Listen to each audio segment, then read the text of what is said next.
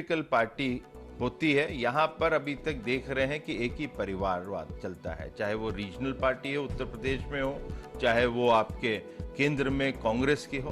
Bharatiya Janata party हमेशा आगे जाती है, नए लोगों को मेरिट के ऊपर मौका देती है, और ये मौका जब भी मिल पाता है कि जो हम लोगों को आगे तक की यहाँ लेकर आए, चाहे वो अटल जी हों, आडवाणी जी हों, जोशी जी हों, उन लोगों ने इस पार्टी को यहाँ तक की पहुँचाया है, और उनके आशीर्वाद से हम लोग और आगे बढ़े। ऐसा एक कल्पना ही नहीं, ये सच्चाई है। और अटल जी, आडवाणी जी, मुरली मनोहर जोशी जी हम लोग के आदरणीय हैं, और वो हम लोगों को और अच्छा मार्गदर्शन दें, ये बहुत बड़ी चीज़ है, और ये पहली दफ़े हुआ है। इससे हम लोगों को लगता है कार्यकर्ताओं के रूप में कि हम लोग और इस पार्टी को आगे ले जाएंगे। मेरी राय है कि ज़्यादा बेहतर होगा कि भारतीय जनता पार्टी जो एडवाइजरी बोर्ड बना रही है, मार्गदर्शक मंडल बना रही है, वो मार्गदर्शक मंडल नहीं है, वो मूकदर्शक मंडल है। ओल्ड एज होम है, ओल्ड एज होम है जिसमें इन तमाम लोगों को रखा जाएगा, और ये सारे लोग मूक दर्शक बन के देखते रहेंगे कि भारतीय जनता पार्टी में क्या हो रहा है। बीजेपी के वानप्रस्थियों को लेकर बातचीत चल रही है। अग्रवाल साहब, सब कह रहे हैं कि पहली बार ऐसा हुआ है, लेकिन मैं नहीं कहता कि पहली बार ऐसा हुआ है। राजस्थान में हम 2003 में जब आई सरकार वसुंधरा जी की, उसके बाद से हमने देखा है रघुवीर सिंह कौशल, ललित किशोर चतुर्वेदी, हरिशंकर भावड़ा, जसवंत सिंह, लंबी फहरिस्त है एक तरह से, आप देखते जाइए। राजस्थान से भी पहली बार तो नहीं हुआ ऐसा, लेकिन वहाँ भी उस दौर में भी कहा गया था कि हम इनका मार्गदर्शन लेते रहेंगे। आज लगता है कहीं मार्गदर्शन की ज़रूरत पड़ी आपको वहाँ? उनका समय समय के ऊपर जो मार्गदर्शन मिलता है वो मिलता रहा है, और वो आज मिलता है? 2000 क्या आज मिलता है? मैं कह रहा हूँ 2003 को आज 10 साल गुजरे हुए हो गए हैं। 2003 को 10 साल गुजरे हुए हो गए हैं, और 2003 के बाद में निश्चित तौर के ऊपर उनका उस वक्त जो आवश्यक था मार्गदर्शन उनका मिलता था, मिल रहा था, और यह भी मार्गदर्शन जो मिलना होता है। आपकी पार्टी के पूर्व प्रदेशाध्यक्ष भी रहे हैं, आप सोचिए प्रदेश में महत्वपूर्ण फैसले क्या उनकी राय मशवरा के बिना करने ठीक होते हैं? मार्गदर्शन की मतलब यह होता है कि अगर वो आवश्यक समझें तो उसके बारे में कोई अपनी, ऐसा ही आगे भी होगा जब नरेंद्र मोदी जी जरूरी समझेंगे तो नहीं, आडवाणी जी और जोशी जी के पास जाएंगे। वो स्वयं ही अपने विचार दे सकते हैं। आवश्यक हुआ तो जो संगठन है, जो सत्ता है, वो भी जाके उनसे पूछ सकते हैं, और अगर उनको आवश्यक समझा तो वो खुद भी अपना मार्गदर्शन भिजवा सकते हैं कि इस तरीके की देश के अंदर और आपस के अंदर इस तरीके का है, और मेरे विचार ये हैं जिसके अनुसार ये आपको भिजवा सकते हैं। तो मार्गदर्शन तो ये होता है, मार्गदर्शन ये नहीं होता है कि आप हर बात के लिए उनके पास पूछना जाए, हर बात के लिए उनके पास पूछने जाए। बदेना जी जब सक्रिय राजनीति से दूर हुए और घर बैठ गए तो क्या ऐसा ही करती कांग्रेस? निश्चित रूप से अग्रवाल जी जो कह रहे हैं कि वो अपने विचार भेज सकते हैं, अपनी राय भेज सकते हैं, और जरूरी हुआ तो सरकार और संगठन जाएगा। मतलब इनके खुद के जो बयान है, जो खुद ये बोल रहे हैं, उसी में कितना बड़ा विरोधाभास है कि ये कह रहे हैं कि वो भेज सकते हैं और जरूरी हुआ तो जाएंगे। इसका मतलब जरूरी है नहीं। इसलिए मार्गदर्शन मंडल, जब आप संविधान के खिलाफ आपने फैसला कर दिया, उनका मार्गदर्शन मंडल बना दिया, मूक दर्शक मंडल बना दिया, तो जरूरी कहाँ है? आप ये समझे, मार्गदर्शक तो जब होता है जब किसी चीज की आवश्यकता होगी, जब उसके बारे में पूछा जाएगा, जब उनको कठिनाई आएगी, जब तो मार्गदर्शक लेने की आवश्यकता होती है। केवल प्रदेश स्तर पर, देश स्तर पर बीजेपी सक्षम है। आप लेते हैं, आप यहाँ पर कार्य कर रहे हैं, आप यहाँ पर चालू करने के लिए और लालकृष्ण आडवाणी ही क्यों आए? आप कह रहे हैं उसको सलाहकार मंडल कहते हैं, ये मार्गदर्शक का मंडल होता है, उसका कुछ अधिकार होता है, उसके ऊपर सबके ऊपर होता है, और उसके मार्ग दिखाने के बाद में कोई इधर से उधर जा नहीं सकता। जो आप कह रहे हो सलाहकार मंडल, आपकी परिभाषा, आप उसको किस प्रकार से परिभाषा में लेते हैं? उसके अलावा देखिए, उसको किस प्रकार से अटल बिहारी वाजपेयी जी जो है वो बिल्कुल साइलेंट है, और मुरली मनोहर जोशी और लालकृष्ण आडवाणी दो व्यक्तियों को ही उसमें रखा। क्या इस एज के बाकी के भारतीय जनता पार्टी में नेता नहीं है? उनको मार्गदर्शन मंडल में क्यों नहीं रखा गया? निश्चित तौर पर यह एक बड़ा सवाल खड़ा किया गया। जगदीश जी, हमने देखा कल्याण सिंह जी को आज राज्यपाल बनाकर राजस्थान भेजा जा रहा है, राम नाईक है हमारे सामने, मृदुला सिन्हा हमारे सामने, सब कद्दावर नेता है पार्टी के, सबका ने एक आप वक्त राज्यपाल बना पर रहे हो, जरूरत एक पड़ने पर कह रहे आपको हो कि साथ आप दिया। यूपी में बीजेपी को संभाला है कल्याण सिंह ने। देखिए, सारे लोग ही महत्वपूर्ण होते हैं जो काम कर चुके होते हैं। मैं पहले से कह रहा हूं कि एक उम्र होती है काम करने की, और अगर इन्हीं लोगों को अंत तक भी वहीं बिठाए रखेंगे 88 साल, 70 साल, 75 साल, तो इसका मतलब आपकी नई कल्याण पीढ़ी। सिंह जी की उम्र क्या है? कल्याण सिंह जी की उम्र 82 ईयर्स।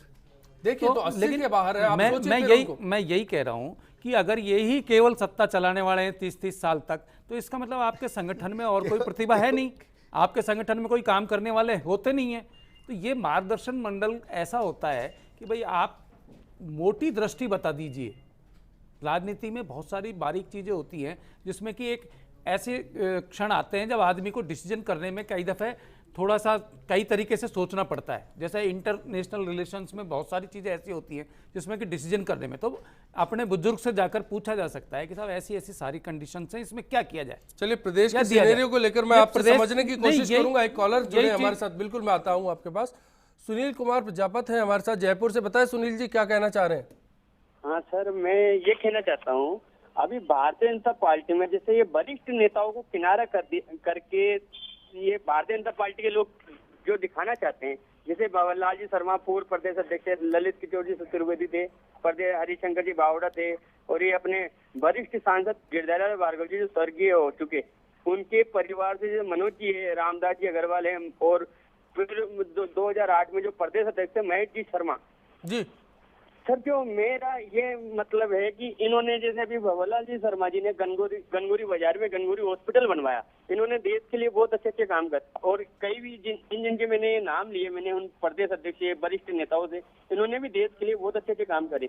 लेकिन आज भारतीय जनता पार्टी में ऐसा क्या हो गया, इन्होंने ऐसा क्या कर दिया जो भारतीय जनता पार्टी के लोग इन्हें पार्टी से साइड में। निश्चित तौर पर सुनील जी यही हम एक सवाल खड़ा कर रहे थे, जगदीश जी मैं इसी को लेकर आपके पास आ रहा था। जो दर्शक ने अभी सवाल खड़ा किया कि अगर ठीक है देश को छोड़िए, पहले प्रदेश की बात अगर हम लोग कर ले तो प्रदेश में ऐसा क्या हो गया कि आज इन वरिष्ठों का मार्गदर्शन, जो सलाहकार मंडल, जो भी बीजेपी या फिर अग्रवाल साहब बोले, वो नजर नहीं आता। देखिए, मैं वो उसी सवाल को, जो सवाल भी आ गया है अपने एक दर्शक ने, मैं ये कहना चाहता हूँ कि किसी भी संगठन हो, चाहे कोई कंपनी हो, चाहे कोई परिवार हो, किसी भी स्तर पर आप देख लीजिए, जो भी यूनिट है जहाँ पर की पार्टी में डेमोक्रेसी होती है, नया खून आता रहता है, पुराने लोग बैठ जाते हैं एक तरफ और काम होता रहता है, जहाँ उनको जरूरत होती है वो सलाह दे देते हैं। राजनीति चूंकि सत्ता का संघर्ष है, सत्ता के लिए सारी लड़ाई होती है, तो ये सत्ता का संघर्ष ही था कि जिसकी वजह से ऐसा हुआ, और ये होता रहना चाहिए, सभी दलों में होना चाहिए। मैं तो ये मानता हूँ, क्योंकि जब नए लोग आएंगे कैसे, अगर ये जो नाम गिनाए हैं इन्होंने कि हरिशंकर बावड़ा थे, भंवर जी थे, उन्होंने एक अस्पताल बनवा दिया था, तो एक अस्पताल बनवाने से स्टेट का जो मिनिस्टर है, इतना बड़ा नेता रहा, पार्टी उससे कोई बड़ी बात नहीं की है। अस्पताल तो नई राजनीतिक व्यवस्था होती है, और खैर उनका अपना व्यक्तिगत जुड़ाव हो सकता है, राष्ट्रपति शासन शख्सियत होता के है, साथ। राष्ट्रपति शासन होता है, व्यवस्था तो तब भी चल रही होती है। राजनीतिक नेतृत्व जो है वो किस तरीके से चीजों को आगे ले जाता है, देश को चलाने की दिशा क्या होगी, इसके बारे में तय करता है। तो ये तो तय कर ही लिया। मंत्रिमंडल में नजमा हेपतुल्ला को भी नहीं होना चाहिए था। नहीं, किसको होना चाहिए, मैं इंडिविजुअल बात नहीं कर रहा हूँ, किसको होना चाहिए, क्योंकि उम्र की बात है, उम्र की बात है, एक उम्र से काम होता है। और मैं आपको बता रहा हूँ ना, खुद अडवाणी जी ने अपनी चिट्ठी में हवाला दिया था नानाजी देशमुख का। नानाजी देशमुख चले गए और फिर उन्होंने जनसेवा के काम में लग गए, गाँव में अपना काम करते हैं। ये अडवाणी जी ने क्यों नहीं अडॉप्ट किया? चलिए, ये उनकी व्यक्तिगत राय है कि आडवाणी जी को लेकर क्या हुआ, आडवाणी जी ने अपनी तरफ से क्या सोचा, लेकिन आज सवाल संगठन का है कि संगठन ने उनके लिए क्या सोचा, और इसी सवाल को लेकर हम लोग यहाँ खड़े। अग्रवाल साहब, आप कुछ कहना चाह रहे हैं? मैं तो ये कहूँगा कि मार्गदर्शक मंडल गठन कर भारतीय जनता पार्टी ने अपने वरिष्ठ नेताओं को अधिक सम्मान दिया है, जबकि और किसी दल में, या मैं आपको कांग्रेस में, कि उसने अपने वरिष्ठ नेताओं को उठा के बाहर फेंक दिया है, उनको किसी प्रकार का सम्मान। आज भारतीय जनता पार्टी ने उनको, अपने वरिष्ठ नेताओं को सम्मान दिया है, मार्गदर्शक मंडल बनाकर, मार्गदर्शक मंडल के अंदर रखकर, जिससे कि हम उनको और भी ज़्यादा मार्गदर्शन ले सकें। या फिर ऐसा है कि उनको मनाने के लिए और रूठे ना इसलिए सेटिस्फाई करने के लिए एक रास्ता निकाल लिया गया। ये आज अगर मान लो वो रूठे हुए होते तो इस पद के ऊपर आते। अपन को ये विचार करना चाहिए कि अपन किस बात के ऊपर चर्चा कर रहे हैं। जो चर्चा नहीं है अपन उस बात के ऊपर चर्चा कर रहे हैं। चर्चा आज इस बात पे होनी चाहिए थी कि और सब पार्टियों के अंदर भी इसी प्रकार का बदलाव आए और देश आगे बढ़े। अपन केवल उसी को चलिए, इन दोनों नेताओं को अगर देखा जाए तो बीजेपी के लिए मानचंद जी पितृ पुरुष की तरह थे ये लोग। इन लोगों का हाशिए पर चला जाना ये नहीं मानेंगे आप? लेकिन ये अब हाशिए पर चले गए हैं, ऐसा है? आप समझ रहे हैं। जब बीजेपी को 2 सीटें थी तब मार्गदर्शन की सलाहकार मंडल की जरूरत नहीं थी। जब उनके पास में 280 सीटों के आसपास में तब उनको मार्गदर्शन चाहिए, उनको सलाह चाहिए। ये क्या विडंबना है, ये क्या विडंबना है। माने कुल मिला के ये है कि ये तानाशाही है, ये एकाधिकारवाद है, ये पूरी तरह से जो है ना पकड़ लेने वाली बात है। और मैं आपसे कहना चाह रहा हूं, एक सेकंड के लिए आपसे कहना चाहूंगा कि भाईचारा पूंजीवाद इस देश में चल रहा है और इसीलिए योजना आयोग को समाप्त किया गया। मैं अपने लोगों के लिए हूं, जनता से मेरा कोई लेना देना नहीं है और जनता से लेना देना नहीं है। अग्रवाल साहब मेहरबानी करके देख लीजिए कि जनता ने किस तरह से उसका संदेश दिया है और ये संदेश को मोदी जी को और आप सबको देख लेना चाहिए। और मैं एक बात यहाँ पे कहना चाह रहा हूँ, आत्मलोचन करो कि जनता ने जो संदेश दिया है, जो संदेश दिया है उस संदेश आपको पच नहीं रहा है। और उसके बाद में जो कार्य जो जिस तरीके के जो उपचुनाव हुए हैं उसमें कार्य तो हुई नहीं, वो आपको पच नहीं रहे। कार्य ये हुआ है कि आपने महंगाई बढ़ा दी है, देश को आपने जो ना बिना पर्यावरण मंत्रालय की स्वीकृति के प्रोजेक्ट को पास कर दिया, आपने योजना आयोग की ऐसी कम तैसी कर दी है, आपने उन लोगों को सलाह के लिए कर लिया है जो आप कहेंगे वही सलाह देंगे। ये जो हो रहा है ये केवल मोदीकरण है, बीजेपी नाम की कोई चीज नहीं है। केवल एक ही विजन है, मेरे को तकलीफ की बात की है, विकास। इसी के अनुसार कार्य किया जा रहा है जो कि पच नहीं रहा है, जो कि पच नहीं रहा है। आज जिस पाकिस्तान धमकियां दे रहा है, 1971 के बाद में सबसे ज्यादा कैजुअलिटी, सबसे ज्यादा जो है ना गोलाबारी यहां पर हुई है। और मोदी जी वो ये कह रहे थे कि मुंडिया ले गए, मैं ये कर दूंगा। ये जो छद्मवाद है, ये जो प्रचारवाद है, ये वास्तव में एडवर्टाइजमेंट का वाद है, ये पैसे का वाद है, वो नहीं चलेगा लोकतंत्र में और जनता ने बता दिया। और आने वाले, मैं तो फिर ही कहना चाह रहा हूं, मैं भविष्यवक्ता नहीं हूं, लेकिन आने वाले समय में जो कुछ है, चाहे वो राजस्थान उपचुनाव हो रहे हैं, उसका प्रभाव आप देखेंगे। चलिए ये देख लेंगे। 4 सीटों पर उपचुनाव भी है, 13 सितंबर को वोट डाल दिए जाएंगे। 12 साल तक इसी प्रकार से बोलते रहे हैं। चलिए हम निश्चित तौर पर इस पर आएंगे आपके साथ। एक कॉलर जुड़े हमारे साथ गंगानगर से, नरेंद्र सेठिया जी हमारे साथ है। बताएं नरेंद्र जी क्या कहना चाह रहे हैं। चलिए कॉलर एक बार हम सुन लेते हैं उनको। बताएं नरेंद्र जी। सर नमस्कार। नमस्कार सर, ऐसा है कि एक तो राजनीति में मिनिमम क्वालिफिकेशन होनी चाहिए, दूसरा है कि मिनिमम एक्सपीरियंस होना चाहिए और तीसरा रिटायरमेंट एज होनी चाहिए। और चौथी बात, जो हमारे जो सीनियर लीडर है ना, उनको खुद ही अपने राजनीति से संन्यास लेके सिर्फ मार्गदर्शक ही बनना चाहिए। और ये कांग्रेस वाला जो ये सिस्टम है कि वो चाहे 80 साल का हो जाए, 85 साल का हो जाए, वो चलता रहेगा साथ में। एक ऑफिस में काम करने वाला एम्प्लॉय जिसकी उम्र 60 साल होती है, उसको गवर्नमेंट कहती है भी हमें पानी पिलाने और फाइल उठाने के लायक नहीं रहा, इसको रिटायरमेंट दे दो। तो ये नेता देश कैसे चलाएंगे 60 साल की उम्र के बाद? निश्चित तौर पर एक और राय हमारे साथ कॉलर की जुड़ी, उनका भी एक सुझाव था कि अगर बदलाव होते हैं, राजनीति में बदलाव की बयार आती है, तो इसको दूर तक जाना चाहिए और इसमें कुछ और बातें हैं जिनको जोड़ा जाना चाहिए। आखिरी दौर के लिए लौटेंगे, ब्रेक का वक्त है, आप बने रहिए। बीजेपी में वानप्रस्थियों को लेकर चर्चा जारी है। पार्टी के बुजुर्ग जो नेता हैं उनको कतई पार्टी से दूर नहीं करना चाहिए, क्योंकि वो अनुभवी लोग होते हैं। उनके अनुभव का फायदा निश्चित तौर पर पार्टी को मिलता है। पार्टी को समय समय पर उनके मार्गदर्शन की आवश्यकता पड़ती है, तो निश्चित तौर पर उनको पार्टी से दूर नहीं करना चाहिए। राजनेताओं की जैसे सरकारी कामों के अंदर, पदों के अंदर रिटायरमेंट जरूरी होता है, वैसे ही राजनीति के अंदर भी इनको ज़्यादा सक्रिय और रिटायरमेंट आवश्यक है। और इनको राजनीति में सक्रिय ज़्यादा नहीं होके पार्टी में ज़्यादा सक्रिय रहना चाहिए।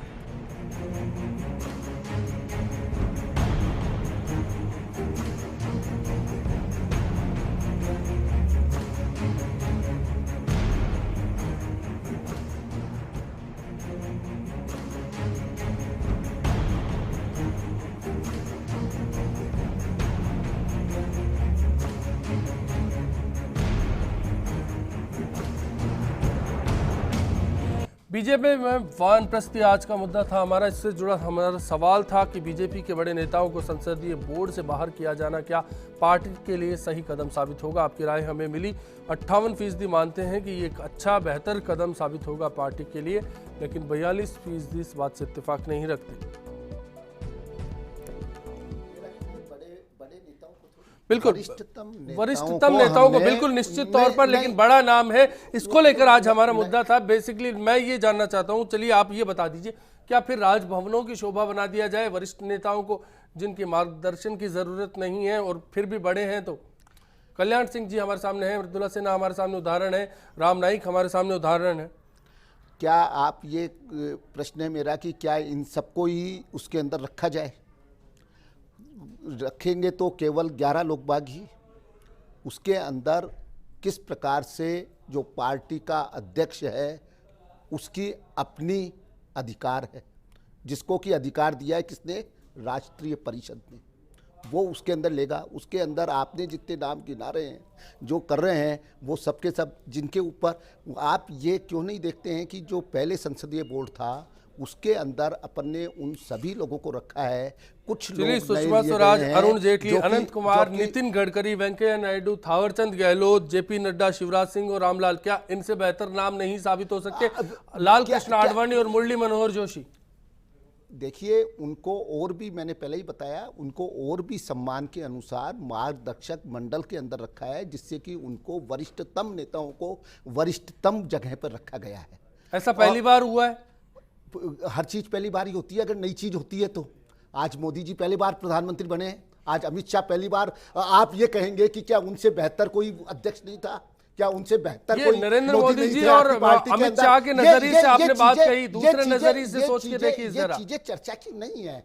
जिनको की जनता ने, जिनको की पार्टी ने बनाया है और जिनको पार्टी ने जिम्मेदारी दी है कि आप चुने, और आप नहीं मानते कि जो पहली बार हुआ है, गलत हुआ है, सही हुआ है, उस पर बहस की जानी चाहिए कि ऐसा फैसला कैसे हुआ? नहीं, ऐसा है कि अगर पार्टी ने नहीं किया होता फैसला, स्वयं ने किया होता, पार्टी ने उसको अपना अधिकार नहीं दिया होता। अमित शाह कौन है? अमित शाह कौन है फैसला करने वाले? कौन से? पार्टी के राष्ट्रीय अध्यक्ष है। उनको लेकर कौन आए? आज के 4 साल 5 साल पहले उनका क्या वजूद था? उनका वजूद आप नहीं मानते थे, उनका वजूद तो था ही। पार्टी के अंदर तो नए से नए आ जाते हैं। किसका वजूद था ये आप खुद अच्छी तरह बता सकते हैं। जनता जिसको चाहेगी, आपकी राय जानना चाहूंगा मैं। जनता जिसको चाहेगी, डेमोक्रेसी है, उसी का वजूद बनेगा। निश्चित रूप से अग्रवाल जी जो है वो स्पष्ट जवाब नहीं दे पा रहे हैं जो आपने क्वेश्चन किया कि निश्चित रूप से क्या है कि ये कह रहे हैं कि अमित शाह का पहले भी उपयोग था। तो 1 साल पहले तक जब यूपी के उनको प्रभारी नहीं बनाया था, उस समय तक उनका क्या उपयोग भारतीय जनता पार्टी के नेताओं ने क्या नहीं माना था? आज उनका उपयोग राष्ट्रीय अध्यक्ष के रूप में भारतीय जनता पार्टी मान रही है। ये खुद आप ही तो कह रहे हैं, ये कोई हम थोड़ी कह रहे हैं, आरोप कोई नहीं लगा रहे। आप खुद इस बात को स्वीकार कर रहे हैं कि पहले ऐसा नहीं था, अब पहले हुआ है। इसका मतलब ये है कि भारतीय जनता पार्टी का अभी जो चेहरा है वो बिल्कुल जो है नरेंद्र मोदी अमित शाह को लेके आए, इसीलिए कि पूरी पार्टी के ऊपर एकाधिपत्य हो, और उसी तरफ जो है पार्टी जा रही है। निश्चित रूप से आपको स्वीकार करना पड़ेगा। आज आप 82 साल के व्यक्ति को राज्यपाल बना के भेज रहे हैं और आडवाणी जी को और मुरली मनोहर जोशी को आप उस मार्गदर्शक मंडल में रख रहे हैं। तीसरा एक सबसे बड़ा महत्वपूर्ण पहलू है कि अटल बिहारी वाजपेयी जी जो सम्मान्य नेता हैं, आज उनकी स्थिति क्या है? क्या वो बोल सकते हैं? क्या वो राय दे सकते हैं? क्या कहीं वो आ सकते हैं? उनको मार्गदर्शक मंडल में रखने का औचित्य क्या था? क्या ये एक श्रृंगार है? मानचंद्र जी क्या कह रहे हैं? देखिए, मैंने तो पहले ही कह दिया, ये उन पर क्रूरलिटी है। मैं उसको श्रृंगार नहीं कहता, ये क्रूरता कहता हूं, इससे संवेदनहीनता कहता हूं कि ऐसा भी किया जा सकता है किसी आदमी को मूर्ति बनाने के लिए। और मैं एक प्रश्न मौलिक रूप में रखना चाह रहा हूं मैं कि ये क्या मतलब है कि जो मोदी जी कहे वही बुजुर्ग कहलाएगा? मैं 58 साल के वाले को बुजुर्ग कहता हूं या 60 साल वाले को सीनियर सिटीजन कहते हैं, उसके बाद रिटायरमेंट क्यों नहीं हो जाना चाहिए? मैं ये प्रश्न करता हूं। तो सवाल यह आता है, ये मोनोटोनस अपने तरीके से जो है ना कहां से लिया है आप कि साहब वो, और मैं फिर भी उनको दाद दूंगा कम से कम कि उन्होंने संन्यास आश्रम की बात नहीं की। अभी ये मान के चल रहे हैं कि हो सकता है रिबाउंड कर वापस आ जाए वो, अगर जरूरत होगी जब उनको सक्रिय राजनीति में लेकर आ जाएंगे। मैं केवल यहां पे एक ही प्रश्न आपसे करना चाह रहा हूं कि जो भी कुछ करें लोकतांत्रिक तरीके से करें। और देखिए, मोदी जी गुजरात के, शाह गुजरात के, आरएसएस के अध्यक्ष गुजरात के, आने वाले खजांची जी गुजरात के, और सबसे बड़ी बात तो ये कि एचआरडी मिनिस्ट्री जो बीए नहीं है, बीएससी नहीं है, बीकॉम नहीं है, वो एचआरडी मिनिस्टर है, वो गुजरात की है। लोकसभा अरे चुनाव ये आ चुके हो क्या रहा है? ये जनता ने ये जनता देख रही है और उपचुनाव में बता दिया है, और आने वाले जो राज्यसभा के चुनाव है उनमें बता देंगे मोदी जी की। अग्रवाल साहब, आप आखिरी कमेंट दें, फिर मैं जगदीश जी से कंक्लूड करूंगा। मिनिस्ट्री की ये बात कर रहे हैं, जिसने की खुलासा भी कर दिया है किस प्रकार कैग ने, किस प्रकार जो है ना राय ने, किस प्रकार जो है ना अपने फॉरेन मिनिस्टर साहब ने, कि जो पूरा का पूरा शासन चलाते थे उनके पास क्या डिग्री थी। यूपीए की जो चेयरमैन थी सोनिया, उसके पास किस प्रकार की डिग्री थी। ये तो केवल एचआरडी, वो तो 10+2 भी नहीं थी, वो तो डिग्री की बात छोड़ रहे हो, वो तो कुछ भी नहीं थी। ये सारा का सारा चलाती है। और किस तरह से देखा जाना चाहिए और किस तरह से किया जाना चाहिए, क्या होना चाहिए जगदीश जी? कि सभी परिवार और राजनीतिक दलों में जो है इस तरह की व्यवस्था होती है, जब बुजुर्गों को अलग किया जाता है। और अब जिन दलों में ऐसी व्यवस्था है कि सामंतशाही जैसी, कि भाई एक ही परिवार को रहना है, वहाँ कोई अदलाव बदलाव है ही नहीं, न वहाँ किसी को बाहर भेजने की जगह है, न कहीं अंदर लेने की जगह है। तो लेकिन जो व्यवस्था है हमारी, जैसे कि घर परिवारों में होती है, कॉरपोरेट्स में होती है, बड़े बड़े कॉरपोरेट्स को चलाने वाले जो कि हजारों लाखों करोड़ रुपए का धंधा रोज मंथली के हिसाब से करते हैं, उनमें भी व्यवस्था होती है। वो खुद छोड़कर जाते हैं और मार्गदर्शक बन जाते हैं। रतन टाटा रहे, कृष्णमूर्ति रहे, नारायण मूर्ति रहे, कितने ही सारे लोग ऐसे उदाहरण। 60 साल में चले गए तो मोदी जी को चले जाना चाहिए। आप क्या कहना चाह रहे हैं? आप कहना क्या चाह रहे हैं? मुझे लगता है कि ये मुद्दा अंदर आते रहेंगे, बातचीत आती रहेगी, सवाल उठते रहेंगे, लेकिन एक पार्टी है जिसने अपनी शुरुआत की है, पहली शुरुआत है, सवाल उठने लगे हैं, लेकिन इसको लेकर क्या सोचा जाना चाहिए, कैसे देखा जाना चाहिए, लगातार इस पर चर्चा जारी रहेगी। खास मेहमानों का हम यहाँ शुक्रिया अदा करेंगे। इसी उम्मीद के साथ आपसे विदा लेंगे कि आने वाला कल आपके लिए आज से बेहतर साबित हो। नमस्कार। अरे अभी तो पार्टी शुरू हुई है।